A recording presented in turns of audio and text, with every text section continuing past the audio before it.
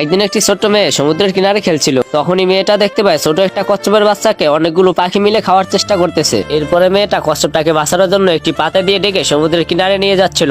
এরপরে পাখিগুলা কচ্ছপের বাচ্চাটাকে খাওয়ার জন্য সেখানে চলে আসে। তারপরে মেয়েটা তাদের হাত থেকে কচ্ছপের বাচ্চাটাকে বাঁচিয়ে সমুদ্রের ভিতরে ছেড়ে দেয়। এরপর সমুদ্র মেয়েটার ভালো কাজে খুশি হয়, মেয়েটাকে একটা খেলনা উপহার দেয়। তখন মেয়েটা খেলনাটা হাতে নিলে সমুদ্রের পানি আস্তে আস্তে পিছনে যেতে থাকে। এরপরে মেয়েটা হাঁটতে হাঁটতে আস্তে আস্তে সমুদ্রের ভিতরে যেতে থাকে। আর তখনই সমুদ্রের পানি নিজস্ব একটি আকার নিয়ে মেয়েটার সাথে খেলতে থাকে। মেয়েটা সমুদ্রের সাথে খেলে অনেক মজা পাচ্ছিল। তখনই সমুদ্র তাকে একটি জাদুময় পাথর উপহার দেয়। এরপরে মেয়েটার বাবা মেয়েটাকে খোঁজার জন্য চলে আসে। এরপরে সমুদ্রের পানি মেয়েটাকে পুরোপুরি আগের মতো করে কিনারে পৌঁছে দেয়, যার কারণে মনে হয় সেখানে কিছুই হয়নি। এরপরে মেয়েটার বাবা এসে মেয়েটাকে সেখান থেকে নিয়ে যায়।